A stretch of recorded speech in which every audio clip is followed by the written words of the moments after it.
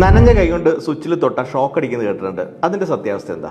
അതിലേ നമ്മൾ മനസ്സിലാക്കേണ്ട ഒരു കാര്യം, പണ്ട് തൊട്ടിൽ നമ്മൾ കേൾക്കുന്നതാണത്. പക്ഷെ എന്നാൽ ചിലർ പറയും അങ്ങനെ ചെയ്താലും കുഴപ്പമൊന്നുമില്ല എന്ന് പറയും. ഇതിൽ നമ്മൾ മനസ്സിലാക്കേണ്ട കാര്യം, ഇലക്ട്രിസിറ്റിയുമായിട്ട് ബന്ധപ്പെടുമ്പോൾ നമുക്ക് ഒരിക്കലും റിസ്ക് എടുക്കാൻ പറ്റില്ല. നമ്മൾ അവിടെ എത്രയൊക്കെ സേഫ്റ്റി എക്യുപ്മെൻറ്റ്സ് വെച്ചിട്ടുണ്ട്, സേഫ് ആണെന്ന് പറഞ്ഞാലും ഇലക്ട്രിസിറ്റിയുമായിട്ട് ബന്ധപ്പെടുന്ന കാര്യങ്ങളിൽ നമുക്ക് റിസ്ക് എടുക്കാൻ 0% ആയി നമുക്ക് റിസ്ക് എടുക്കാൻ പറ്റുള്ളൂ. കാരണം നമ്മളെപ്പോഴും മനസ്സിലാക്കേണ്ട ഒരു കാര്യം, നമുക്ക് എപ്പോഴാണ് ഷോക്ക് അടിക്കുന്നത്? നമുക്കൊരു ലൈവ് വയറുമായിട്ട് നമ്മൾ കോൺടാക്റ്റിൽ വന്നു കഴിഞ്ഞാൽ നമ്മൾ എർത്തിലേക്ക് ആ കറണ്ട് പാസ് ചെയ്യാനുള്ള സർക്യൂട്ട് ഓപ്പൺ ആവുകയാണ് ചെയ്യുന്നത്. അപ്പോൾ ഈ വെള്ളത്തിൻ്റെ കണ്ടന്റ് നമ്മുടെ ശരീരത്തിലുണ്ടെങ്കിൽ, അല്ലെങ്കിൽ നമ്മൾ നനഞ്ഞ ഇടത്ത് ചവിട്ടി നിൽക്കുകയാണെങ്കിൽ, അല്ലെങ്കിൽ നമ്മുടെ കയ്യിലൊക്കെ നനവുണ്ടെങ്കിൽ, അത് തീർച്ചയായിട്ടും അത് ആ ഒരു കറണ്ടിൻ്റെ എർത്തിലേക്കുള്ള അല്ലെങ്കിൽ ഗ്രൗണ്ടിലേക്കുള്ള പാസേജിനെ അല്ലെങ്കിൽ അതിന് ഷോർട്ട് സർക്യൂട്ട് ക്രിയേറ്റ് ചെയ്യുകയാണ്, അതിനെ എളുപ്പമാക്കുകയാണ്. അപ്പോൾ അതുകൊണ്ട് തന്നെ നമുക്കത് ഷോക്ക് അടിക്കാനുള്ള സാധ്യത ഉണ്ട്.